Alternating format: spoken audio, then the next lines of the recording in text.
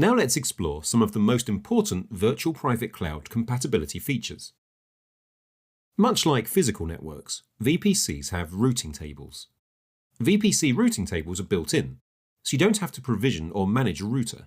They're used to forward traffic from one instance to another within the same network, across subnetworks, or even between Google Cloud zones without requiring an external IP address. Another thing you don't have to provision or manage for Google Cloud is a firewall. VPCs provide a global distributed firewall, which can be controlled to restrict access to instances through both incoming and outgoing traffic. Firewall rules can be defined through network tags on compute engine instances, which is really convenient. For example, you can tag all your web servers with, say, web, and write a firewall rule saying that traffic on ports 80 or 443 is allowed into all VMs with the web tag, no matter what their IP address happens to be.